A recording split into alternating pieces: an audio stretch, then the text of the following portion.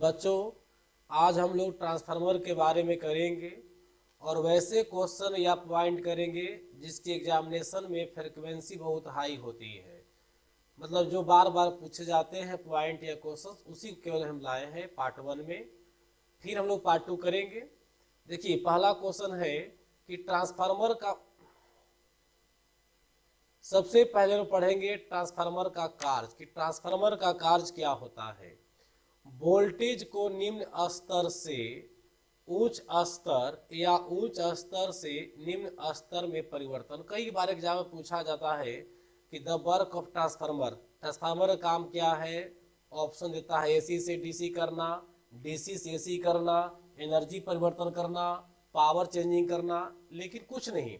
आप सीधे याद रखिएगा, ट्रांसफार्मर का काम है हाई वोल्टेज से लो वोल्टेज करना या लो वोल्टेज से हाई वोल्टेज करना। बस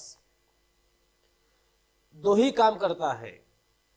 हाई वोल्टेज को बदलेगा लो वोल्टेज में या लो वोल्टेज को हाई वोल्टेज में, या हो सकता है बराबर पर काम करे। इस प्रकार से दोनों जो आप पॉइंट देखे, हाई वोल्टेज से लो वोल्टेज और लो वोल्टेज से हाई वोल्टेज, दोनों ही पॉइंट से यह निष्कर्ष निकलता है कि यह जो है काम करता है वोल्टेज रेगुलेशन का। वोल्टेज रेगुलेशन का काम करता है कौन? ट्रांसफार्मर। तो याद रहे बच्चों, हाई वोल्टेज से लो वोल्टेज, लो वोल्टेज से हाई वोल्टेज, दैट मीन्स कह सकते हैं the changing of voltage. The changing of voltage के लिए हम लोग ट्रांसफार्मर का प्रयोग करते हैं। क्लियर हो गया। और एक बात और याद रखना, जब हाई वोल्टेज से लो वोल्टेज होगा तो इसको स्टेप डाउन बोलते हैं। क्या बोलते हैं? स्टेप डाउन बोलते हैं, स्टेप डाउन ट्रांसफार्मर। और जब लो वोल्टेज से हाई वोल्टेज होगा तब इसको बोलेंगे स्टेप अप ट्रांसफार्मर। क्या बोलेंगे इसको? Step up transformer. देखिए, अब है working theory. Working theory of transformer. And transformer जो है किस थ्योरी पर काम करता है? बाबू याद रखिएगा, ट्रांसफार्मर जो है विद्युत चुंबकीय प्रेरण, विद्युत चुंबकीय प्रेरण सिद्धांत पर काम करती है। और विद्युत चुंबकीय प्रेरण सिद्धांत का जो प्रतिपादन है कौन किए थे? फैराडे ने किए थे। नोट कर लीजिएगा, विद्युत चुंबकीय प्रेरण का सिद्धांत कौन दिए थे? फैराडे ने दिए थे। क्या है विद्युत चुंबकीय प्रेरण, उसको भी एक लाइन में आप समझ लीजिए। देखिए, यही ट्रांसफार्मर है और ये इसका क्वाइल है, ये वाला क्वाइल नंबर 1 यानी प्राइमरी क्वाइल है, और यह इसका सेकेंडरी क्वाइल है। सेकेंडरी क्वाइल और प्राइमरी क्वाइल के बारे में हम पहले ही बताए हैं आप लोग को। प्राइमरी क्वाइल किसको कहते? देखिए, प्राइमरी बाइंडिंग या क्वाइल एक ही बात है। प्राइमरी क्वाइल को हम लोग सोर्स भी कहते हैं, सोर्स भी कहते हैं या इनपुट भी कहते हैं, इनपुट भी कहते हैं। क्लियर हो गया। और सेकेंडरी क्वाइल को, सेकेंडरी क्वाइल को हम लोग लोड, लोड या आउटपुट भी कहते हैं। ये बात नोट कर लीजिए, एग्जाम में कभी पूछा गया है। तो ये हो गया आपका प्राइमरी क्वाइल, ये हो गया आपका सेकेंडरी क्वाइल। अभी सोचो कि ये जो वायर से लाइन आ रहा है, इन कर रही है दो वायर से इस प्रकार से, तो ये तो इस क्वाइल में रह गया। और ये जो सेकेंडरी क्वाइल है जो इससे बल्ब में जुड़ा हुआ है, लोड दिया गया है, इसमें लाइन कैसे जाएगा आप सोचिए। तार कहीं नहीं जुड़ा हुआ रहता है दोनों में, अंदर में दोनों के बीच में कोई तार नहीं रहता है। तब सोचिए कि जब तार नहीं रहता है तो फिर ई प्राइमरी क्वाइल से सेकेंडरी क्वाइल में विद्युत का ट्रांसफर कैसे हुआ। तो अब सुनिए, क्या है प्रेरण सिद्धांत, यहां पर स्पष्ट करेगा। किसी भी वायर से, जैसे देखो ये वायर है, किसी भी वायर से जब इलेक्ट्रिक करंट का प्रवाह होता है तो उसके आसपास पे मैग्नेटिक फील्ड उत्पन्न होता है। कोई भी वायर से जब लाइन पार कराइएगा तो उसके आसपास के क्षेत्र में चुंबकीय क्षेत्र का निर्माण होगा। तो चुंबकीय क्षेत्र का निर्माण होना ही चुंबकीय प्रेरण कहलाता है। चुंबकीय क्षेत्र का निर्माण होना ही चुंबकीय प्रेरण कहलाता है। क्लियर हो गया। तो जब ये बाइंडिंग है, जब बाइंडिंग इसे बनाइएगा, डालिएगा, तो जब इसमें करंट जाएगी तो इसके आसपास जो है बाबू इस प्रकार से मैग्नेटिक फील्ड बनेगा और यही मैग्नेटिक फील्ड से फ्लक्स जो है से लंबा लंबा राउंड मारेगा और सेकेंडरी कॉइल में इन करेगा। तो सेकेंडरी कॉइल में फिर करंट के रूप में वह निकल जाएगा। मतलब प्राइमरी कॉइल से सेकेंडरी कॉइल में करंट का जो प्रवाह है वह विद्युत चुंबकीय एनर्जी के रूप में जाएगा, विद्युत चुंबकीय एनर्जी के रूप में जाएगा। एनर्जी मतलब ट्रांसफार्मर की ऊर्जा, यह ऊर्जा के रूप में परिवर्तन नहीं करता है। जैसे देखो डायनेमो, डायनेमो जो है यांत्रिक ऊर्जा को विद्युत ऊर्जा में चेंज करता है, मोटर विद्युत ऊर्जा को यांत्रिक ऊर्जा में चेंज करता है। लेकिन याद रखिएगा ट्रांसफार्मर जो है इलेक्ट्रिक एनर्जी लेता है और इलेक्ट्रिक एनर्जी ही देता है। ट्रांसफार्मर जो है इलेक्ट्रिक एनर्जी को इलेक्ट्रिक एनर्जी में ही सिर्फ रखता है, दैट मीन्स ऊर्जा में कोई परिवर्तन नहीं करता है। क्लियर हो गया। दूसरा पॉइंट है कि प्राथमिक बाइंडिंग से मतलब प्राथमिक कॉइल से द्वितीयक बाइंडिंग, द्वितीय कॉइल में ऊर्जा का स्थानांतरण विद्युत चुंबकीय ऊर्जा के रूप में होती है, जो कि पिछले ही बताए अभी आप लोग को हम कि देखो ये प्राइमरी कॉइल है, ये सेकेंडरी कॉइल है, तो इससे मैग्नेटिक फ्लक्स निकल करके इस प्रकार से रोटेट होगा तो दोनों कॉइल आपस में ज्वाइंट हो जाएंगे एक तरह से। तो दोनों प्राइमरी कॉइल और सेकेंडरी कॉइल मैग्नेटिक फील्ड में ज्वाइंट हो रहा है, फिजिकली रूप से ज्वाइंट नहीं है। तो मैग्नेटिक फील्ड से ज्वाइंट हो रहा है, मतलब मैग्नेटिक एनर्जी ट्रांसफर हो रहा है। तो याद रखिएगा ट्रांसफार्मर के प्राइमरी कॉइल से सेकेंडरी कॉइल में एनर्जी का ट्रांसफार्मर कैसे होता है? चुंबकीय ऊर्जा के रूप में। किस रूप में होता है? चुंबकीय ऊर्जा यानी मैग्नेटिक एनर्जी के रूप में होती है। बच्चों अब हम लोग कुछ स्मार्ट पॉइंट करेंगे जो कि एग्जामिनेशन की दृष्टि से बहुत ही महत्वपूर्ण है।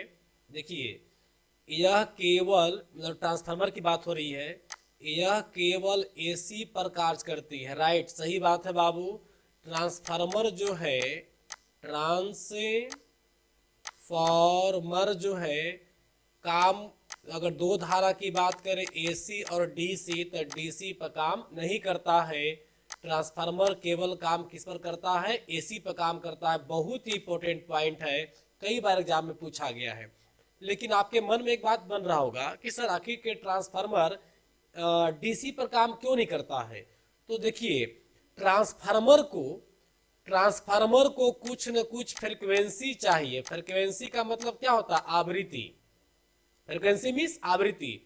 भारत में जो करंट सप्लाई हो रही है एसी का, उसका फ्रीक्वेंसी होता है 50 हर्ट्ज। कितना होता है? 50 हर्ट्ज एसी के लिए। और डीसी के लिए होता है 0 हर्ट्ज। डीसी के लिए कितना होता है? 0 हर्ट्ज। तो ट्रांसफार्मर को कुछ न कुछ आवृत्ति चाहिए, जो कि डीसी में आवृत्ति है नहीं। डीसी का फ्रीक्वेंसी 0 होती है, डीसी का आवृत्ति 0 होती है। तो जब फ्रीक्वेंसी डीसी का 0 होगा तो फिर ट्रांसफार्मर उस पर काम नहीं करेगा। तो याद रखिएगा ट्रांसफार्मर केवल काम करेगा एसी पर। अब प्रश्न ये बने कि डीसी पर काम क्यों नहीं करेगा? तो बोलिएगा कि ट्रांसफार्मर को काम करने के लिए कुछ न कुछ आवृत्ति की आवश्यकता पड़ती है, जो कि डीसी में आवृत्ति नहीं है। इसीलिए ट्रांसफार्मर डीसी पर काम नहीं करेगी, बल्कि डीसी सप्लाई से जोड़िएगा तो कॉइल क्या हो जाएगा? जल जाएगी। क्वेश्चन नंबर 2 पॉइंट नंबर 2 देखिएगा, यह धारा के शक्ति और आवृत्ति को परिवर्तित नहीं करती। बाइट बिल्कुल सही है। ट्रांसफार्मर केवल वोल्टेज को चेंज करता है, केवल वोल्टेज को परिवर्तन करता है। ट्रांसफार्मर करंट का और कोई भी प्रॉपर्टीज को चेंज नहीं करता है। अब गांठ बांध लीजिए, ट्रांसफार्मर करंट का किसी भी प्रॉपर्टीज को चेंज नहीं करेगा, सिर्फ वोल्टेज को चेंज करेगा। तो नहीं चेंज होगा शक्ति और नहीं चेंज होगा आवृत्ति। क्लियर हो गया। यदि ट्रांसफार्मर में डीसी सप्लाई दिया जाए तो बाइंडिंग क्या हो जाएगा, जल जाएगा। तो पहले ही बताए हैं अभी कि डीसी का फ्रीक्वेंसी 0 होता है, इसीलिए ट्रांसफार्मर डीसी पर काम करेगी नहीं, तो बाइंडिंग क्या हो जाएगा, जल जाएगी। एक आदर्श ट्रांसफार्मर की दक्षता 95 से 99% होती है। अरे बाप रे, देखिए एक बढ़िया ट्रांसफार्मर जो होगा उसकी दक्षता लगभग 100% के आसपास होती है। और देखो ट्रांसफार्मर की दक्षता 95 से 99 मतलब करीब 100% क्यों है, इसलिए कि ट्रांसफार्मर में एनर्जी क्षय करने का कोई सिस्टम ही नहीं है।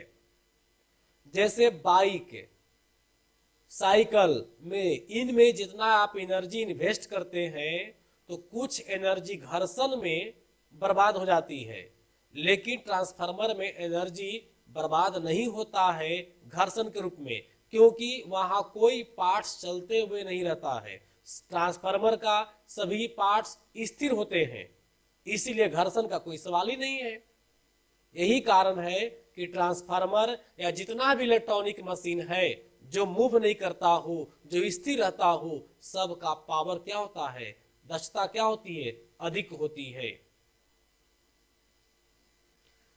एक बार क्वेश्चन पूछा भी गया है कि ट्रांसफार्मर किस प्रकार की युक्ति है, मूवेबल, नॉट मूवेबल, तो आप रखिएगा नॉन मूवेबल। इसका कोई भी पार्ट्स मूव नहीं करता है, कोई भी पार्ट्स डायनेमिक नहीं है, सब स्टैटिक होता है, सब स्थिर होता है। हाँ, ट्रांसफार्मर में कुछ एनर्जी लॉस होती है हीट के रूप में, क्वाइल से मैग्नेटिक इंडक्शन के कारण, रेजिस्टेंस के कारण कुछ हीट पैदा होते हैं जो एनर्जी को लॉस करते हैं। अगला पॉइंट देखिए, ट्रांसफार्मर की दक्षता या रेटिंग केवीए में व्यक्त किया था। बहुत इंपॉर्टेंट पॉइंट नोट कर लीजिए आप। अगला पॉइंट, इसमें विद्युत चुंबकीय प्रेरण के दोनों युक्ति स्वप्रेरण मतलब सेल्फ इंडक्शन, अन्योन्य प्रेरण म्यूचुअल इंडक्शन पर कार्य करती है। ट्रांसफार्मर में दोनों प्रकार के इंडक्शन होती है। इंडक्शन दो प्रकार के, सेल्फ इंडक्शन, म्यूचुअल इंडक्शन, स्वप्रेरण और अन्य प्रेरण, दोनों काम करती है। ट्रांसफार्मर में सबसे अधिक ऊष्मा बाइंडिंग से उत्पन्न होती है। देखो ट्रांसफार्मर में और कोई पार्ट्स तो घर्षण करता नहीं है, इसलिए किसी पार्ट से हीट पैदा होगी नहीं। ट्रांसफार्मर में जो हीट पैदा होता है वो सिर्फ बाइंडिंग से होता है। बाइंडिंग का मतलब क्या हुआ, क्वाइल। सिर्फ किससे होता है, क्वाइल से होता है, याद रखिएगा। क्लियर हो गया। और क्वाइल में भी हीट क्यों पैदा हो रही है, क्योंकि इंडक्शन के कारण और रेजिस्टेंस के कारण। क्लियर हो गया। तो अब यहीं पर शॉर्ट पॉइंट लास्ट करते हैं, फिर मिलेंगे हम लोग पार्ट 2 में।